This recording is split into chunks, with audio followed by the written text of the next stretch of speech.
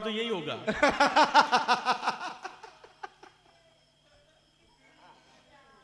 अब बैठ जा हमारी भाई।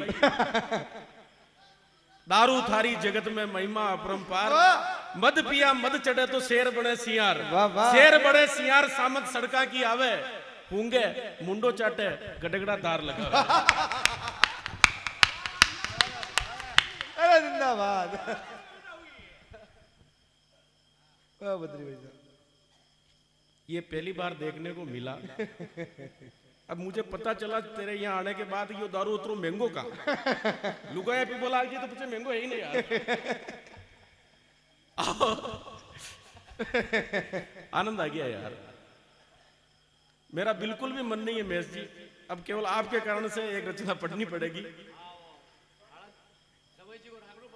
एक व्यंग पूरा राजस्थान सुनता है और पूरा हिंदुस्तान भी सुन चुका है। मेरे सब अपने लोग, मन के लोग बैठे हैं। मैं नहीं जानता आपने कवि सम्मेलन किस मूड से सुना, किस मानसिकता से सुना। खूब फुपड़िया बजी, खूब लोग आए, खूब गए, किसी ने आइसक्रीम चाटी, किसी ने कुल्फी चाटी, गए और पता नहीं किस मानसिकता के साथ सुना। साथियों, 8 साल का बेटा 10 घंटे टीवी देखने के बाद चंद प्रश्न अपने पिता से करता है। मैं आपकी अदालत में वो व्यंग छोड़कर जाना चाहता हूं। टीवी देखने के बाद व्यंग किस तरह, टीवी देखने के बाद बच्चे की मानसिकता किस तरह की होती है, प्रश्न किस तरह के पूछता है, मैं आपकी अदालत में छोड़ता हूं सुनना। इन कवियों को जिस मानसिकता के साथ आपने सुना, अब कितने लोग शेष हैं और कितने विशेष हैं इससे मुझे कोई फर्क नहीं पड़ता, पर जो लोग बैठे हैं अपनी मानसिकता से मेरे इस व्यंग को सुन लेना निवेदन करता हूं कि एक दिन मेरे 4 वर्षीय बेटे ने प्रश्नों की जड़ी लगा दी, उसकी तुतलाती बोली ने मेरी नींद उड़ा दी। उसने पूछा कि बताओ पापा, जाड़े की ऋतु में खटिया क्यों सरकती है, माधुरी किस हीरो पर मरती है, करिश्मा किस फिल्म में इज्जत बचाने को रोती है, और बताओ पापा किस खेत में जबरदस्त जोरा जोरी होती है। तो वाकया समझ में नहीं आया, तालियां रोकना, जहां मैं मांगू वहीं बजानी है, बिल्कुल रोके रखना। कि वाकया समझ में नहीं आया, मैंने मासूम समझ सीने से लगाया, मैंने जैसे ही उसके माथे को चूमा, वाह जी, कि मैंने जैसे ही उसके माथे को चूमा उसका दिमाग फिर घूमा। उसने पूछा कि बताओ पापा, टीवी पर गोविंदा बार बार माधुरी को क्यों चूमता है, कि बताओ पापा, टीवी पर गोविंदा बार बार माधुरी को क्यों चूमता है, और पूरा देश पड़ा है पापा, फिर भी ये इल्ला उनका घाघरा दिल्ली में जाकर क्यों घूमता है। तो मैंने कहा कि संभल कर बोल यार, तेरे सिर पर मेरा हाथ है, चुप कर सो जा क्योंकि अंदर की बात है, चुप कर सो जा क्योंकि अंदर की बात है।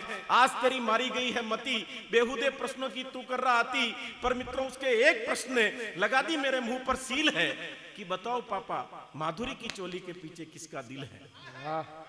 क्यों लिखी गई कविता कि न जाने मासूम किस दिशा में डोल रहे हैं, कि न जाने मासूम किस दिशा में डोल रहे हैं, सारे जहां से अच्छा भूल तू तक तूतिया बोल रहे हैं, सारे जहां से अच्छा भूल तू तक तूतिया बोल रहे हैं। तो उसकी छोटी सी बुद्धि का जनरल नॉलेज, व्यंग पकड़ में आ जाए तो हाथ खोलना, कि उसकी छोटी सी बुद्धि का जनरल नॉलेज खूब असरदार है, क्योंकि यह किसी सरकारी स्कूल का पाठ्यक्रम नहीं, भारतीय सिनेमा का दिया हुआ संस्कार है। क्योंकि यह किसी सरकारी स्कूल का पाठ्यक्रम नहीं, क्योंकि यह किसी सरकारी स्कूल का पाठ्यक्रम नहीं, भारतीय सिनेमा का दिया हुआ संस्कार है। वो मारा बड़ा से आपको है। इतनी देर यही हो रहा था, आपको लाल लाल आप आपने पाछो उठाए जा रहे हैं। उसकी छोटी सी बुद्धि का जनरल नॉलेज खूब असरदार है, क्योंकि किसी सरकारी स्कूल का पाठ्यक्रम नहीं, भारतीय सिनेमा का दिया हुआ संस्कार है। तो हाँ भारतीय सिनेमा ने यही संस्कार दिया है। इसीलिए बेटा बाप से पूछ रहा है कि बताओ पापा, चोली के पीछे क्या है। मित्रों, गीत लिखा था सावन कुमार ने। अगर मेरे कुंवरिया जैसी पवित्र भूमि पर पैदा होता या मेवाड़ में पैदा होता तो उसे पता रहता है कि चोली के पीछे क्या है। एक सटीक जवाब बंबई में बैठे उस सावन कुमार के नाम कुंवरिया की पावन धरती से देना चाहता हूं। मैं 6 पंक्तियों में जवाब दे रहा हूं, 6ठी पंक्ति पर पूरे कुंवरिया की तालियां खुलनी चाहिए। तब कहना चाहूंगा, सुनना कि सुन रहे सावन कुमार, चोली के पीछे शरबत है प्यारे, अरे मूर्ख पिया तो शराब और इंसान के लिए अमृत है प्यारे। अरे ये वो अमृत है जिसे पीकर सुभाष चंद्र बोस सब कुछ भूला। ये वो अमृत है जिसे पीकर भगत सिंह फांसी पर झूला, और ये वो अमृत है जिसे पीकर राणा ने मेवाड़ की आन बचाई, और ये वो अमृत है जिसे पिला पन्ना ने पुत्र चंदन की चिता जलाई। ये वो अमृत है जिसे पिला। मैं थारा 50 रुपया आया दे देना यार, खाली तो ये वो अमृत है जिसे पिला पन्ना ने पुत्र चंदन की चिता जलाई। साथियों, कवि सम्मेलन किसी उद्देश्य के लिए किया जाता है, किसी लक्ष्य को साधने के लिए किया जाता है। अच्छी कविताएं आपने सुनी।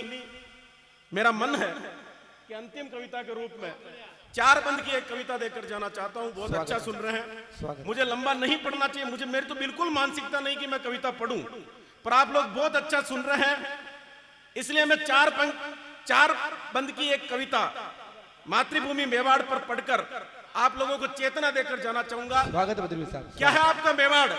मुझसे पूछा गया बंबई में कहां से आए, मैंने कहा मेवाड़ से, कि मेवाड़ के बारे में कुछ लिखा। उस रात आपका ये छोटा भाई जगह, कुछ चीज मेवाड़ के लिए लिख दी हो और आपकी मानसिकता को लग जाएगी इस बात पर ताली आनी चाहिए। मैं नहीं मांगूंगा, मैं ये भी नहीं कहूंगा कि आप दोनों हाथ ऊपर कर ताली बजाओ, कर जाना टू फाट जा तो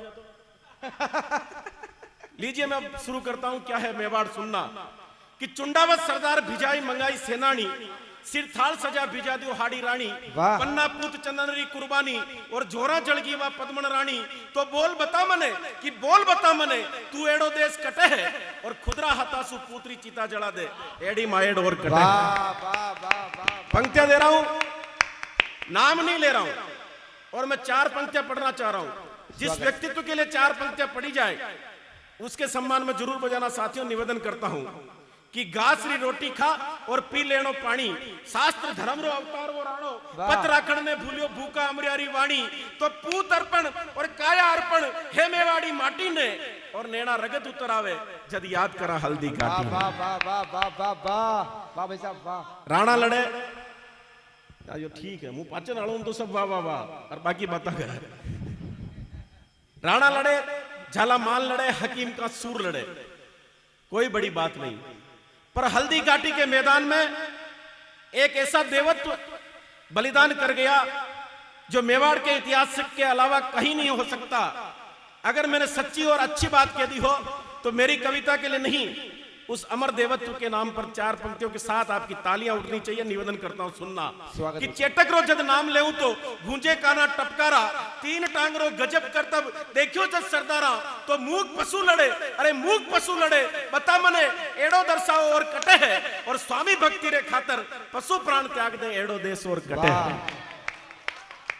तो भक्ति री जब मैं बात करा तो मीरा रो नाम हर मनक ने गानो पड़े, विस्पान की खबर सुन कृष्ण कन्हैया तक ने भी आनो पड़े, और मैं भक्ति में डूबा तो हसिया करमारे घर खींचड़ो भगवान तक ने भी खानो। वाह वाह वाह। अंतिम 4 पंक्तियां दे रहा हूं।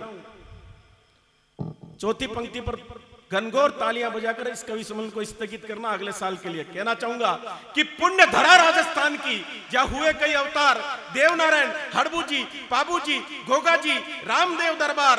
तो धन्य बेटा जाट का शीश नवाऊं बारंबार, गोरक्षा में प्राण गंवाए जय हो तेजल राजकुमार, जय हो तेजल राजकुमार। भारत माता की जय।